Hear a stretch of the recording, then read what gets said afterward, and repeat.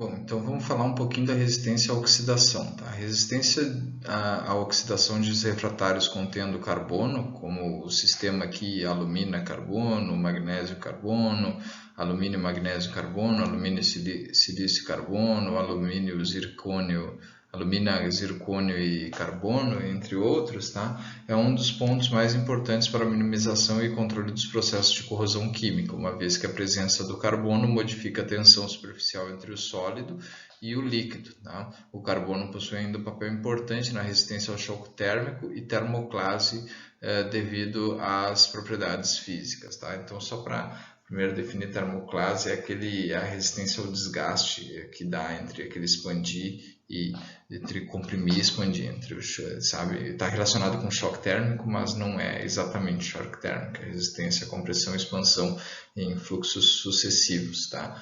Então, agora, em relação à resistência à oxidação, tá? Por que eu uso? Vocês vão ver mais para frente, tem um outro método de medir resistência à corrosão que vai ser medido por perda de massa, tá? Por que aqui eu não meço da mesma maneira, tá? Porque como eu tenho carbono ali e esses compostos, eu acabo formando produtos de reação e os meus produtos de reação eles podem acabar resultando inclusive num aumento de massa. Então, os ensaios de resistência à oxidação eles não são feitos por perda de massa, mas sim pela análise de um corpo de prova ali cilíndrico, como vocês podem ver aqui.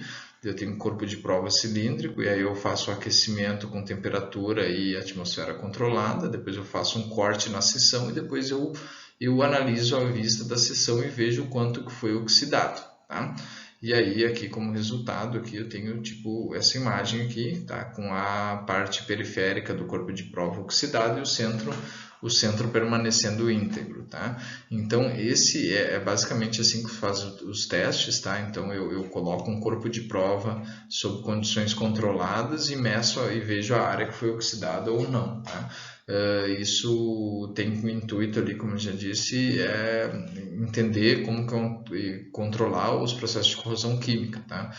Dentro de um refratário. Então, tu quer ver ali quanto que vai desgastar o meu refratário em função do ambiente que ele está, tá? E em função da composição dele. Então, tem algumas coisas que afetam isso, né? A composição química do meu refratário, o ambiente onde ele está, esses são todos parâmetros que vão acabar afetando no resultado final ali de resistência à oxidação, porosidade, inclusive, e são todos esses parâmetros que acabam afetando esse perfil aqui e que no fim vai afetar o refratário quando ele estiver em serviço dentro do forno, né? Então a gente vai ter parâmetros diversificados dependendo da composição do que tu vai utilizar no forno, né? E dependendo do que é a tua matéria-prima, então o teu refratário no caso, tá? Então aqui a gente tem um exemplo de um ensaio de resistência à oxidação, que é o que vocês basicamente devem saber, tá?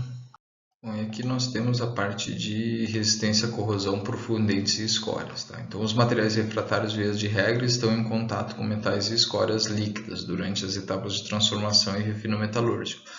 O ataque químico ao revestimento refratário, ou seja, a corrosão, né, é uma das principais causas de afastamento para a manutenção dos reatores metalúrgicos. Tá?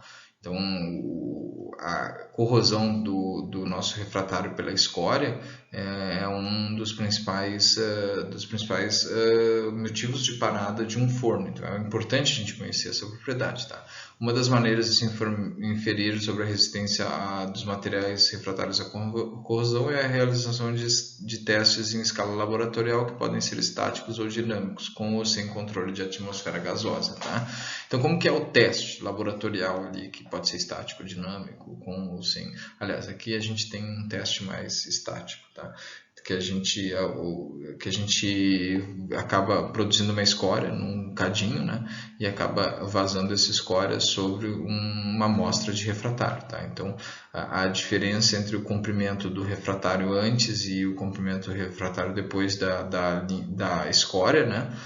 Do ataque com escória, a gente vai ter o desgaste em porcentagem, tá? Então, isso é importante por quê? Porque a gente precisa conhecer como que vai ser o desgaste do nosso refratário dentro do forno para que não ocorra aquilo que eu já havia dito anteriormente lá, para que eu não tenha, por exemplo, fusão da carcaça do meu reator, tá? O que a gente viu lá anteriormente, que tinha esse mesmo motivo de fazer, tá? Essa mesma razão era uma questão mecânica. Então a erosão, a abrasão do meu refratário é importante, também vai falar sobre o consumo, mas eu também tenho uma outra maneira de desgastar o meu refratário, que é os processos de corrosão, tá? Pelas escórias e os fundentes ali. Então, é importante que a gente consiga avaliar todas as coisas que podem danificar o meu refratário. Então lá a gente avaliou fatores relacionados à parte mecânica e aqui eu estou mostrando fatores relacionados à parte química. Tá? Então essas propriedades elas são importantes porque no fim das contas elas vão dizer o desgaste. Então eu não posso pensar no desgaste só como uma questão mecânica, ele também é uma questão química, entendeu? Então é sempre importante considerar que a resistência do meu refratário dentro do reator é uma coisa multifatorial, ela acaba dependendo da parte mecânica e acaba dependendo da parte química. Então isso aqui está tentando mostrar avaliações dos diversos parâmetros. Então no fim das contas essa aula é toda sobre isso, tá? Dos diversos parâmetros que influem no meu produto lá, no meu refratário e a competência dele dentro do forno, tá? É como avaliar se aquelas misturas que eu falei lá na aula passada, se elas são efetivas quando a gente vai para dentro do forno, tá bom? Então é isso, vamos para a próxima propriedade. Ainda falando nos tipos de desgaste que a minha amostra sofre, tem a resistência ao choque térmico. Tá? As variações de temperatura, gradientes térmicos, podem causar severos danos aos revestimentos refratários, com micro e macro fissuramentos na face quente, termoclase térmica. Tá? A extensão do dano causado depende de uma série de fatores, tanto intrínsecos aos refratários, como composição química, porosidade, resistência mecânica da matriz e agregados refratários, espessura do revestimento, dilatação diferencial dos componentes, entre outros. Tá? De maneira geral, a resistência ao choque térmico depende das interações entre os defeitos, que eu mencionei ali anteriormente, tá? Nucleação de trincas, e como esses defeitos evoluem ao longo do tempo. Interação, propagação de trincas, causando falhas mais ou menos catastróficas de acordo com a velocidade de crescimento dessas trincas nos materiais. Tá? Então, durante a operação de um forno, os refratários vão experimentar choque térmico, tá? Porque a temperatura do forno muda conforme a gente vai operando o forno. Por exemplo, imagina um forno ali na parte superior de um forno que recebe material frio, tá? Ou só pré-aquecido, mas está operando a alta temperatura. Eu vou ter naquele local onde eu estou recebendo material frio, eu vou ter um choque térmico. Por mais que não seja uma grande variação de temperatura, eu vou ter um choque térmico. Tá? Então, mais uma vez, é importante eu dimensionar os meios de desgaste do meu material. Tá? Então, aqui, esse choque vai acontecer o quê? Geração de trincas, ou geração ou propagação de trincas, né? E aí isso tudo é dependente de uma série de fatores, como composição química, porosidade, resistência mecânica, tanto da matriz como dos agregados. Então ali eu tenho cimento e eu tenho o que eu utilizo ali de preenchimento. Então eles têm uma resistência mecânica diversificada. Isso pode acontecer, pode acabar ocorrendo um falhamento ali entre esses dois materiais, tá? A espessura do revestimento também, quão espesso é o meu refratário, ali a minha parede refratária do forno, tá? E isso pode afetar diretamente na quantidade de desgaste que eu vou ter em relação ao choque térmico, tá? Existem diversos ensaios para medir isso, tá? Com várias configurações, tá? Tu pega o refratário, aquece e submete a choque térmico. O choque térmico pode ser por água, pode ser por ar, pode ser com a atmosfera diversificada, que não só o ar atmosférico e tal, mas o que é importante de extrair dessa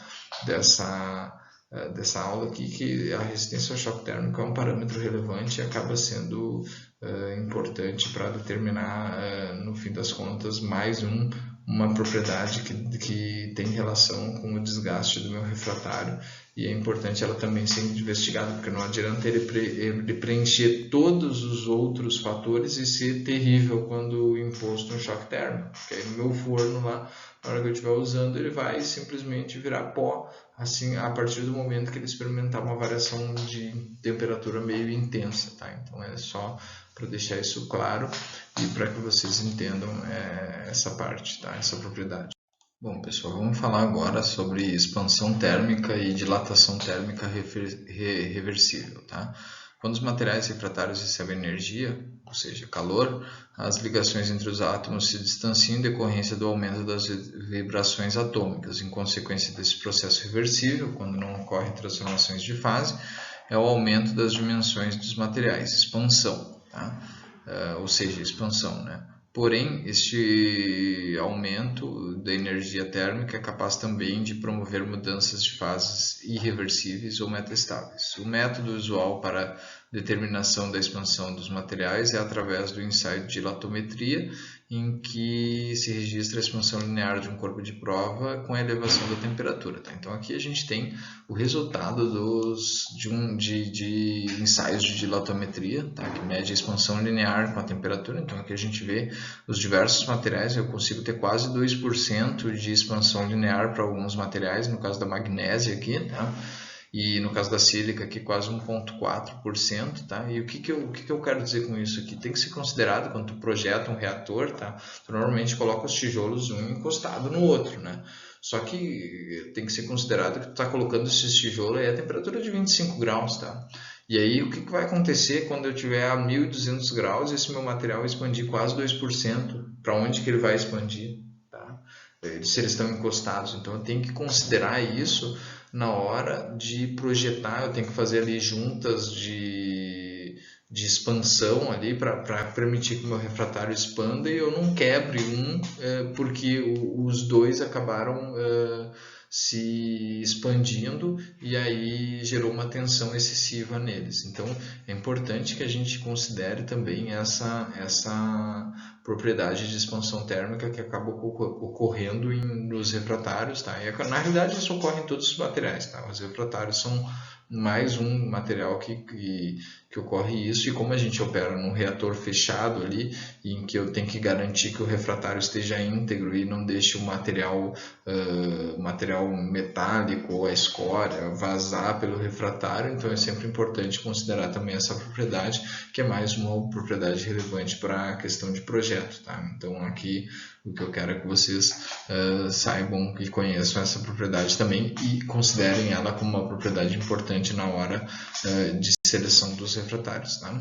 Bom, e para finalizar, eu vou falar um pouquinho da condutividade térmica. Então, outra propriedade muito importante dos materiais refratários é a condutividade térmica, uma vez que uma das principais funções dos refratários é a retenção de calor durante os processos metalúrgicos, a modo de minimizar as perdas de calor dos sistemas. A condutividade térmica é um parâmetro importante para a determinação dos estados de tensões decorrentes de gradientes térmicos nos reatores metalúrgicos, sendo também uma propriedade importante para o projeto de composições refratárias de elevada resistência ao choque térmico. Tá? Então, o que acontece aqui?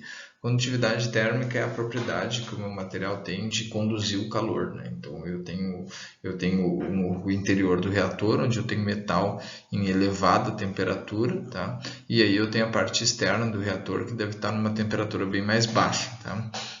Então, o que é a condutividade térmica? A condutividade térmica é a capacidade que esse meu material tem de transportar o calor da parte de dentro do reator para fora do reator, tá? E o que eu desejo da condutividade térmica? Que ela seja a menor possível. Por quê? Quanto menor a condutividade térmica, menos perda de calor eu tenho, tá? E menos calor eu tenho para fora do forno, tá? O ideal de um forno é que a gente não sinta o calor fora dele, né?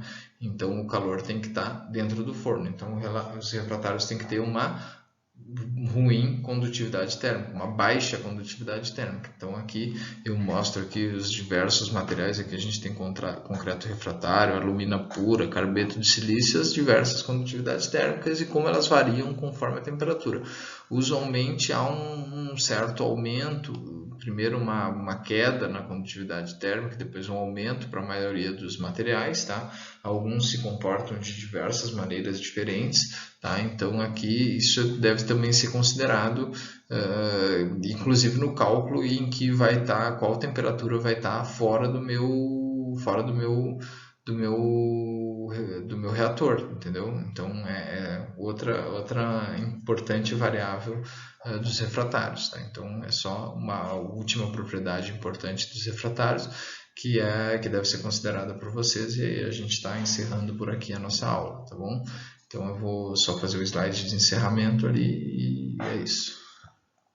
Bom, então eu queria agradecer a todos que assistiram a aula até aqui, tá? E falar que se vocês tiverem alguma dúvida, vocês me procurem por qualquer meio que for possível, tá? Seja ele na sala de aula, ou então nos corredores do IF, no laboratório de metalurgia, ou via WhatsApp, e-mail, Moodle, Google Classroom, independente do meio que eu ofertar para vocês comunicarem comigo, eu peço que vocês se comuniquem se vocês não entenderam alguma coisa, tá? Se você ficou com alguma lacuna, dúvida ou sugestão ou crítica e você é de fora do IF, você pode me mandar um e-mail aqui que eu vou responder se eu souber responder, tá?